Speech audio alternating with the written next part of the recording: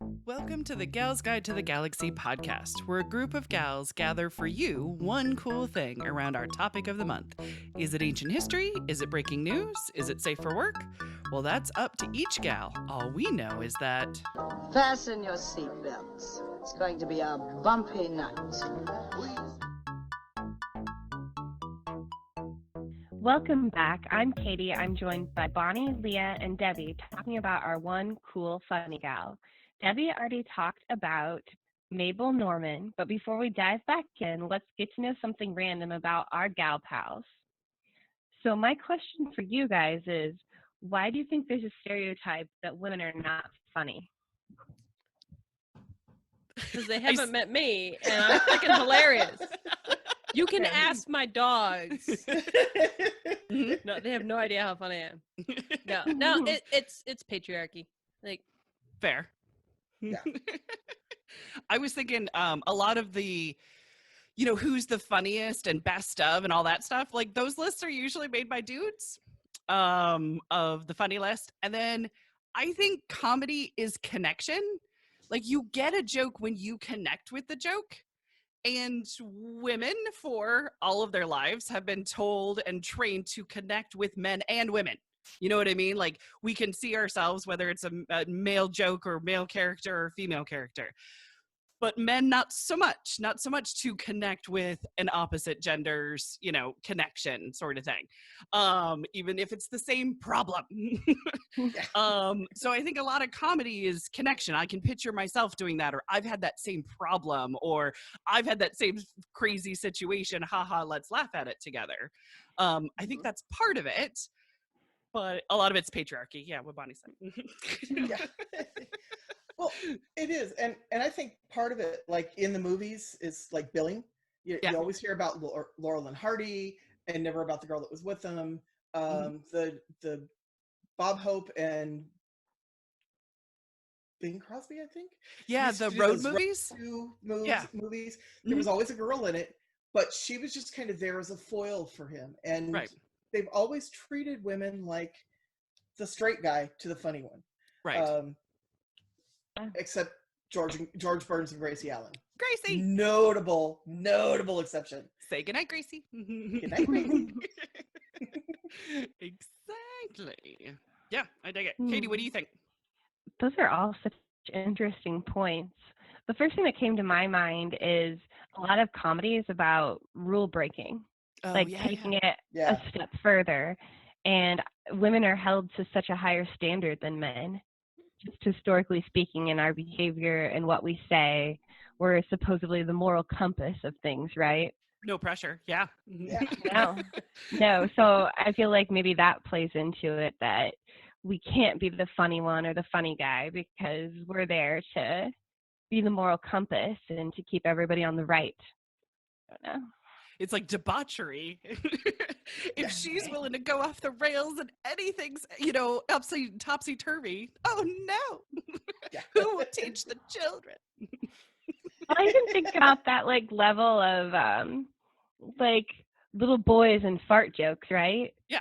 I think at this point in time, we understand that women think fart jokes, some women think they're just as funny Correct. as teenage boys, right? Yes. But there's this stereotype that women have to be ladylike, and if they say it or do it, it's not funny because of these imaginary rules we have for women. I know. The patriarchy, right, Bonnie? The patriarchy. Yeah. Nobody's ever accused me of being ladylike. Ever. Ever. Same. Usually my response is like, oh, that wasn't ladylike. I'm like, have you met me? Yeah. Oh, this man. is new? Do you remember, Leah, when I would come to your house and I would belch? Yeah. And they would compare me to that boy in Sammy's elementary school class and mock me? I took it as a badge of honor. I'm like, look at you. Right. You've reached the status of whatever it was at the time, third grader. Congrats. Yeah. I will make you a Girl Scout patch for that. You sound like you don't go over there and belch anymore. When I used to. Used to do it. I'm just picturing you just walking in the door and just and then turn around and leave. Katie's here. Is that exactly. I see nothing wrong with it. Right before we started, I had an awesome burp that I'm actually feeling bad was not recorded on air. It was before the record button. I was like, damn it, that is just a waste of good burpage. Oh no, I think Katie's screen froze again. No. Oh no. She's just really deep in thought. But she's just she staring at you adoringly. It's like she's contemplating her next belch. She's gonna murder me. It's all an illusion. I know, right? Exactly. Look at that beautiful little paint square. Are you trying to figure out what color? Yes. Glory. Katie's Heck. We're fine. We're thinking it's A, the curse of the Foursquare. Yeah, maybe. Yeah. And everybody's going to drop out when it's their cool thing. And then, you know, like first it was murder and then it was burps. Well, I had a giant belch while I was gone. Oh, is that the real reason you dropped out? We would have loved to have heard it. No, I think it was the power of the belch killed your internet. Probably. I love it. Okay. I feel very unnatural. I don't know how you just did that, Debbie, so naturally. What?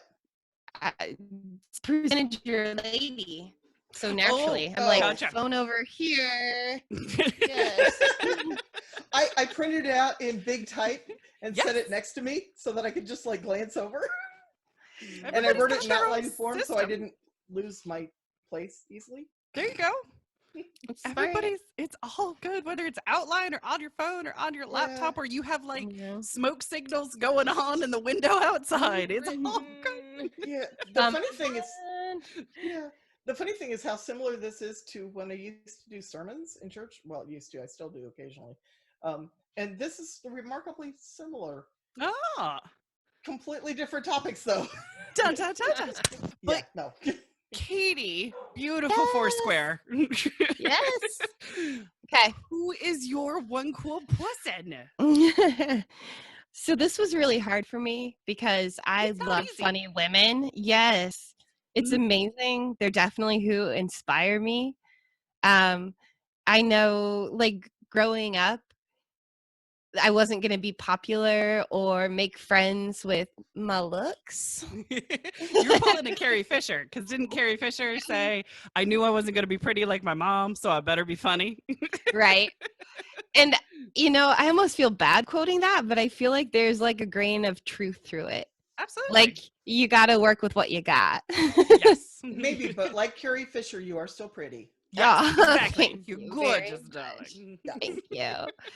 So growing up, definitely humor was important to me and a big part of my personality. So of course, when I looked to role models, a lot of them were funny women.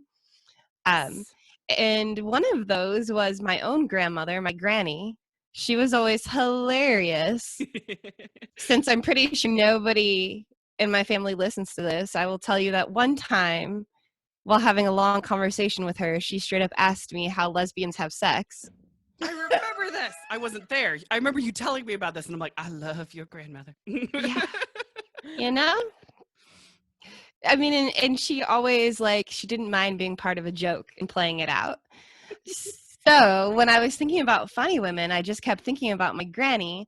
And one of my favorite memories is when we went on vacation to Universal Studios, and they had one of those, like, pull some of the audience on stage to do something. And they pulled my granny on stage, and she got to act out the Lucille Ball scene from the candy shop. Oh, yes, with the conveyor belt and the chocolates and all of that. So was that the I Love Lucy?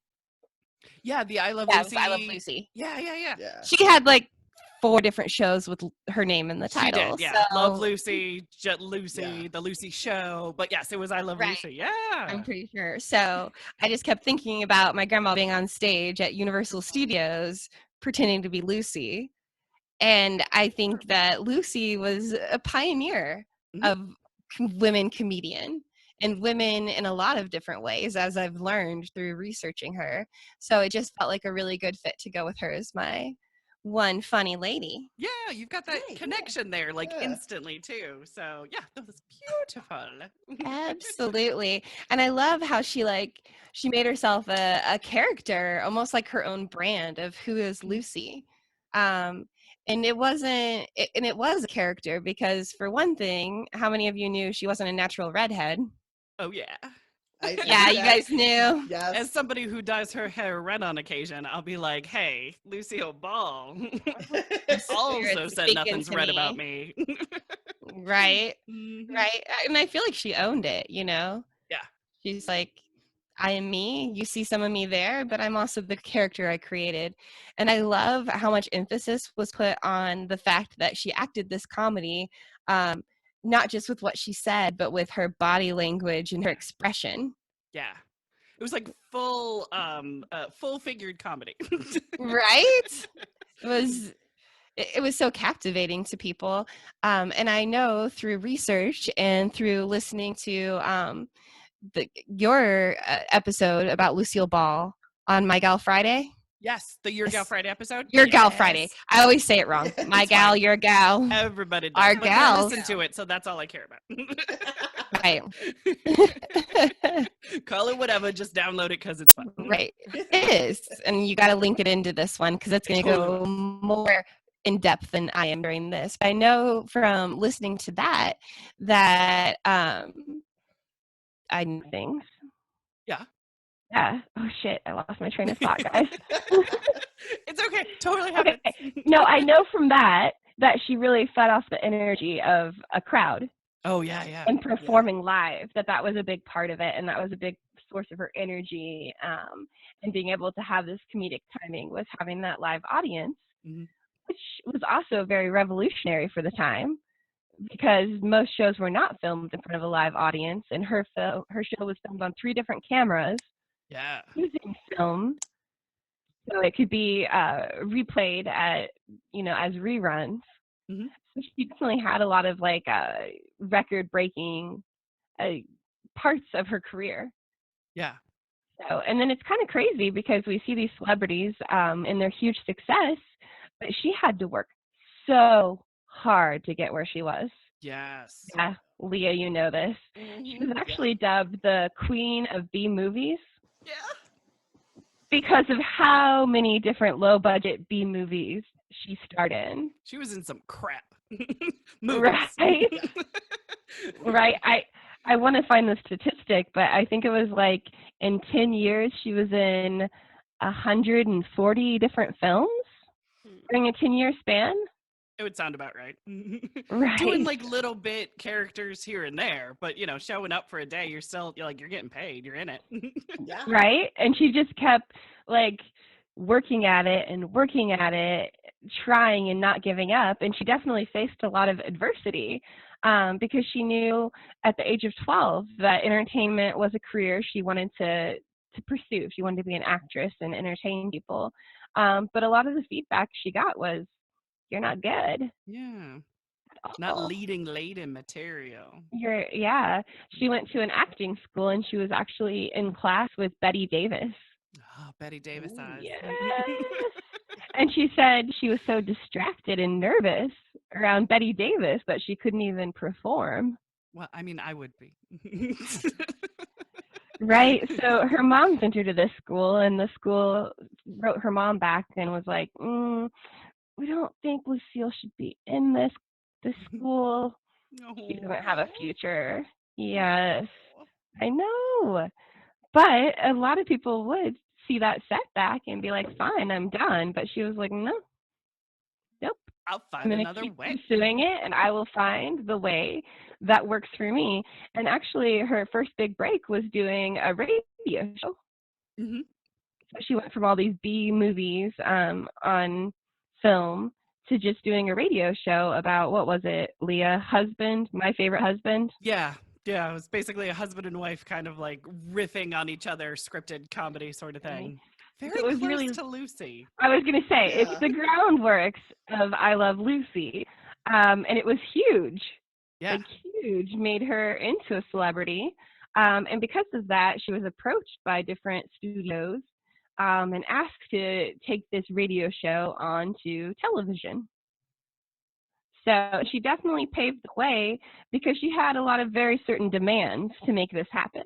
Mm-hmm. The number one was that her husband, Desi, what is his name? Desi Arnaz. Desi Arnaz, of course it is. Desi Arnaz. I just want to call him Ricky Ricardo. I know, Ricky Ricardo, a.k.a. Ricky Ricardo. So, spoiler, her demand was that he would have to play her husband on the show. Mm-hmm. And the producers were very leery of that. They didn't think that it would make sense that her character would have this husband. And she's like, I do have this husband, and the character is based on me. Right. So it does make sense. But a lot of their fears were of that time period. He came from Cuba. We weren't super cool with Cuba. It was also an interracial relationship. Right. Yes. And Lucy was like, okay. She's like, I don't mind. Yeah. If you want me to do I Love Lucy, you take Desi, and that's it. Mm-hmm. So, and her other demand, there were a nice handful, but the other one was also that it would be filmed in Los Angeles. Yeah. And at the time, most television was filmed in New York. Oh. She's like, no, I'm staying in LA, and she's got the right idea. Yeah. I want to move to the beach. Yeah. Right? Maybe that's just because I'm housebound right now in the Midwest, but I'd go to the beach. Like beach every time. Go to the beach, right? So, of course, you guys already know that I Love Lucy was a huge success. Yay! Yay! She was able to start her own film company from this. What was it called? Desilu Productions. Desilu, yes. Home of Star Trek. It is? Yes, yes. And that's the other thing that you can learn from Your Gal Friday is that it was, it produced so many record-breaking, huge shows, one being Star Trek, which I love Leah's story about what Lucille Ball thought Star Trek was. Oh my God. I'm gonna say it. She thought it was a USO show where celebrities trek and they go on adventures, and so that's the Star Trek. And she's like, that's great. Give them money. Let's make that show. And then she read the script. Luckily, she still really liked it, so she still paid for it. And she fought for it, too, so that's good. But she didn't know what it was at first. No. And even the first run, they were like, thumbs down, recast, not going to happen. Shatner guy. And her company put up the money to refilm and get it out there again. Yeah. So guys, without Lucille Ball, you would not have Star Trek. Correct. You don't think you're a fan of this funny lady? You are. Totally are. You are. Right? And then so many other big films. She helped Bob Hope. Mm-hmm. She helped Carol Burnett. Yes. Was a close personal friend whose career she launched. Mm-hmm. So she was just hugely influential in so many ways. And just really a strong feminist who knew what she wanted. Yeah. And pursued what she wanted. Her personal life, like a lot of our strong feminists, didn't always jive with that. Yeah. Desi was a bit of a, what would you call it? Not a philanthropist, because he didn't donate money places. Philanderer. Right. Philanderer. He liked the drink and he liked the ladies. Yeah.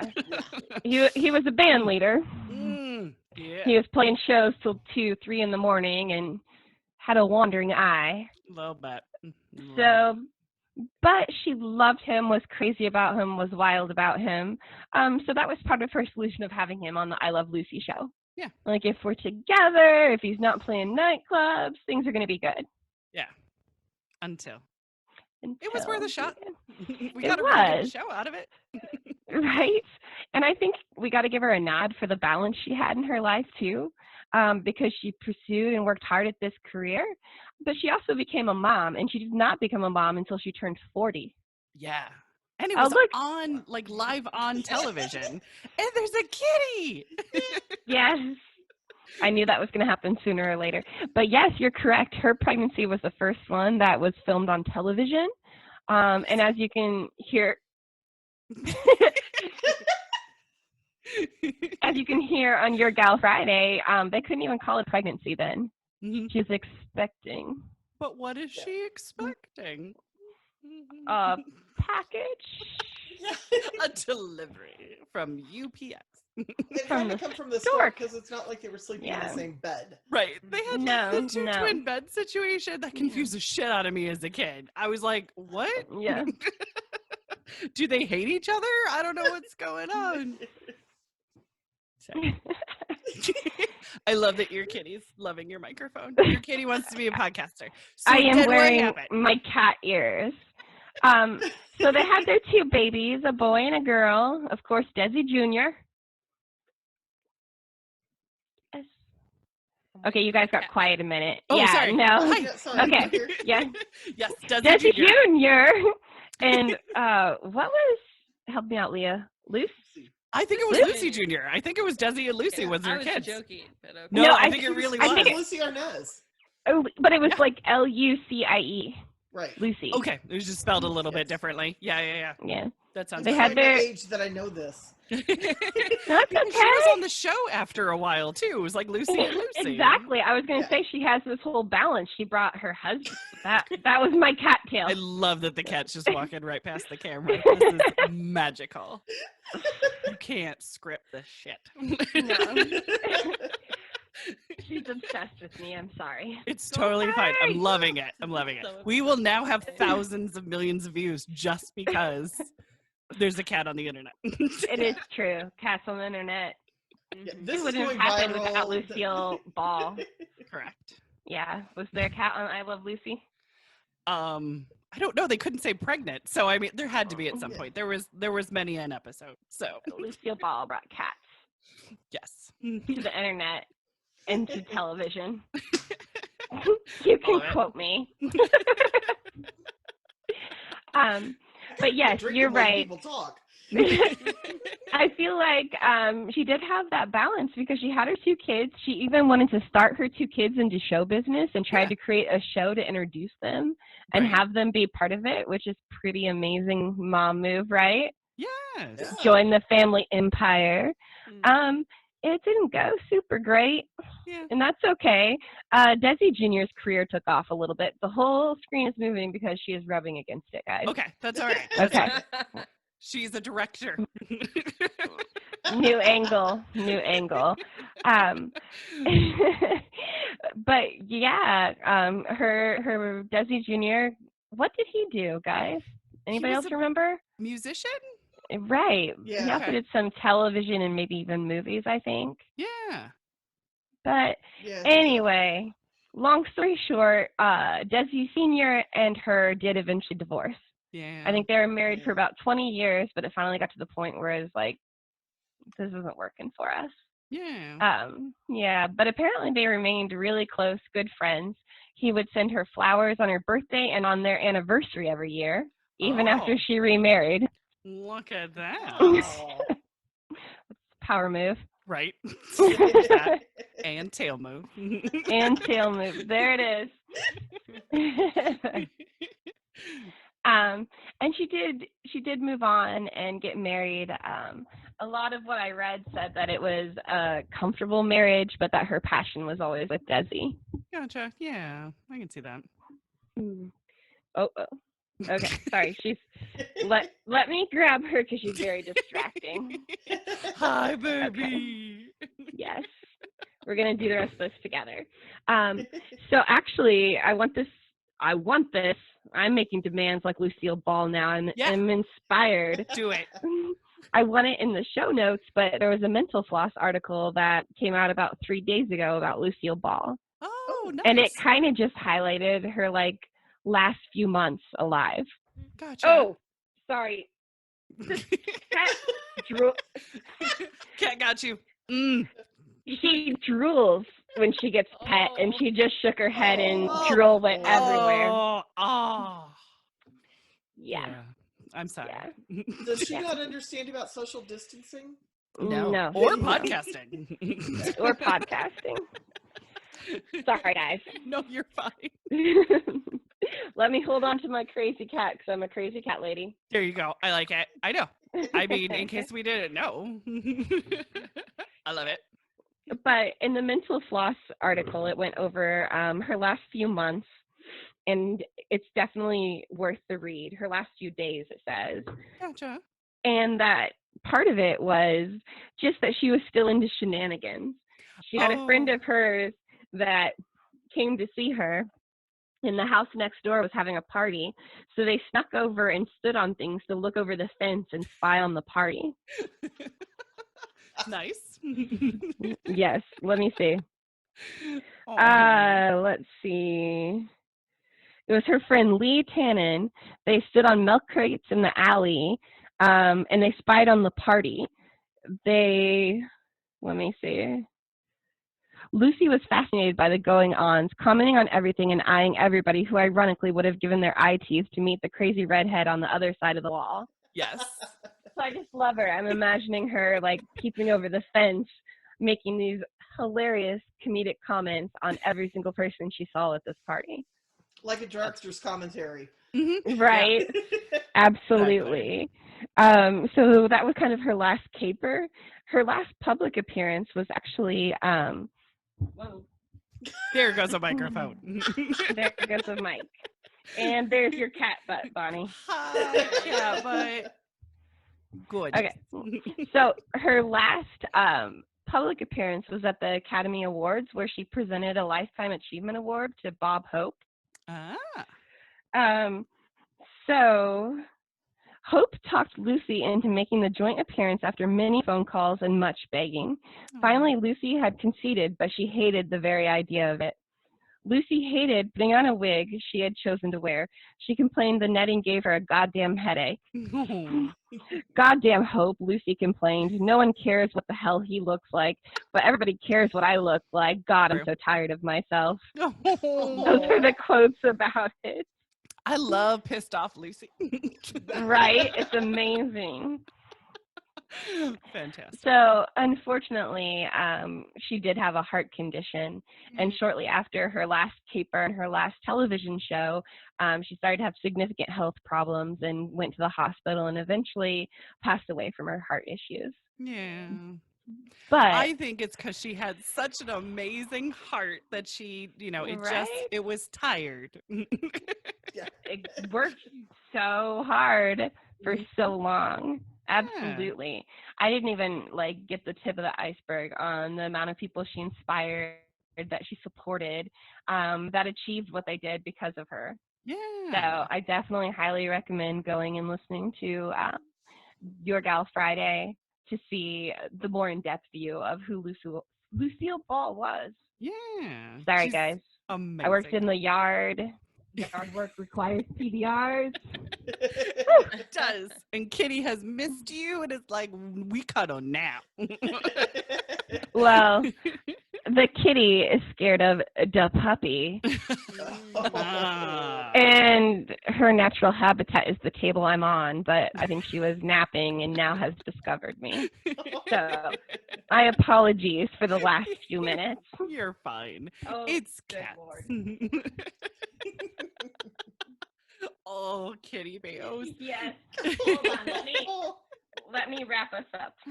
There you go. Let me find it. Oh my gosh. I'm going to have to go throw her up in the room with Josh. Kitty eviction. Oh, right. No. She loves you so much and wants to stay away from the dog so much. It's disgusting. Oh my God. I like how she's trying to point the microphone back to you. She's like, honey, you're going to need this microphone. Let me just push this your direction along with my tail. Her tail is over it. I don't know why I'm trying to pull it up on my phone. I think I have this memorized by now, right? Well, that wraps it up for this episode of Okay. Yeah. That's the one. Okay, I got it. Go away. Believe in you. Got it. Believe in you. Okay. I got it. Kitty wrestling. Okay. Well, that wraps us up for this week. Join us next week as our next gal pal shares her one cool funny gal as Gal's Guide to the Galaxy podcast continues. Thanks for listening. Yay! Adorable. That is going to go in the record books. You are gross. For show notes, links, and images from this week's show, visit galsguide.org. Want exclusive stuff like deleted bits and major bloopers? Become a Gals Guide patron today. Thanks for listening.